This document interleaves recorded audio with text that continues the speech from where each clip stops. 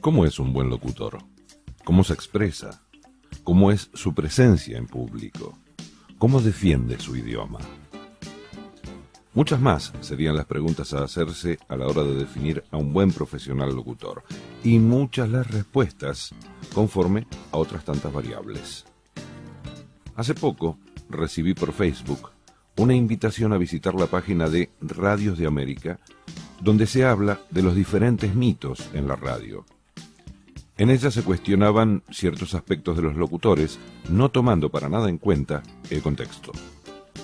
De tal modo, proponían que es un buen locutor alguien que no respeta los signos de puntuación, o que no modula bien su voz, o que su voz no tiene el color que merece un buen profesional en la materia.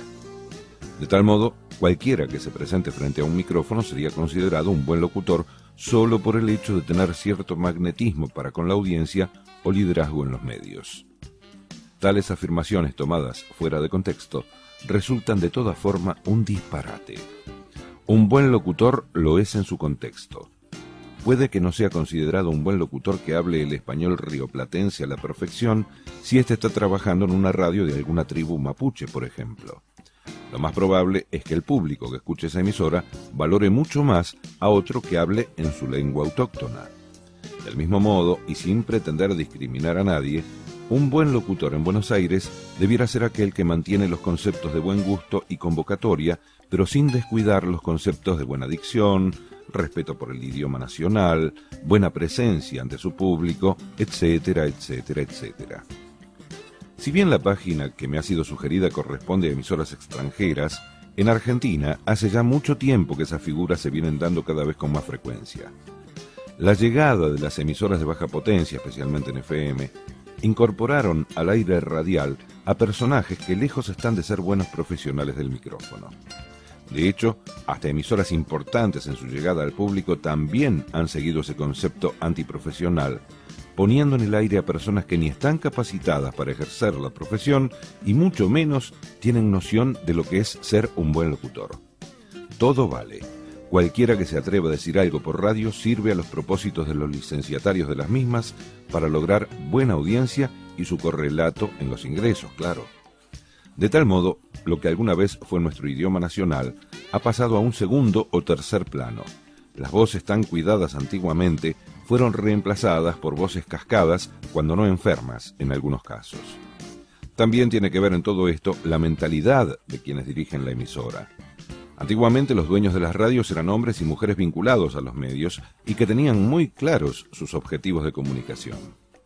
Hoy en día, quienes tienen en su poder una emisora, en muchos casos son empresarios de otras áreas que también incursionan en los medios por considerarlo un buen negocio, pero que no tienen ni la mínima noción de lo que ello implica. Ni que hablar de las emisoras barriales, ¿no? No quiero de ningún modo negar su importancia a nivel local, porque de hecho logran captar la atención de mucha gente que no encuentra una radio con contenidos en las emisoras denominadas grandes. Lo que sí cuestiono son las formas en que esas radios salen al aire. Todo lo que se está escuchando hoy en día resulta muy grato para los jóvenes que prefieren lo grotesco a lo correcto. No está mal que ellos lo vivan de ese modo, porque el joven que no es rebelde en sus años de adolescencia termina siendo un hombre frustrado, rencoroso y sin objetivos de vida claros. El problema no es de esos jóvenes, sino de quienes les brindan una programación que no les permite siquiera elegir entre el gran abanico de posibilidades que podría brindárseles. Sacar de contexto algo tan importante como lo es el trabajo de un verdadero profesional en cada materia resulta de todas formas peligroso. Siguiendo ese concepto, cualquiera podría ser médico con solo haber leído a Testut o a su resumen hecho por Rubier. No es así, no debe ser así. Por alguna razón, un arquitecto o un ingeniero civil estudian para la construcción de una casa. Y a ninguna persona que decide invertir en un edificio a construir, se le ocurriría confiarle dicha tarea a un albañil sin los mínimos conceptos que resultan necesarios para esa obra. Entonces, ¿por qué en el campo de las comunicaciones eso no resulta igual? Las razones hay que buscarlas en los intereses creados de los empresarios que tienen en su poder el medio de comunicación.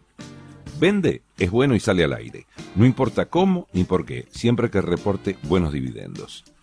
Esa es la lógica que se sigue hoy en día en los medios de comunicación. Entonces resultará en vano intentar dar una vuelta de tuerca en tanto los oyentes se conformen con lo que se les ofrece.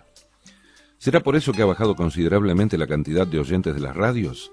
¿Será que la llegada de los MP3 hicieron que la gente prefiera escuchar su música en lugar de sintonizar una emisora? ¿Será que están cansados de tanta mediocridad y vacío de contenidos? Como lo dije en un principio, muchas son las preguntas y muchas las respuestas. Pero en todo caso, lo que viene sucediendo no es un mito ni cosa parecida. Yo lo llamo la destrucción indiscriminada de los medios de comunicación. ¿Usted cómo lo llamaría? Para pensarlo, ¿no?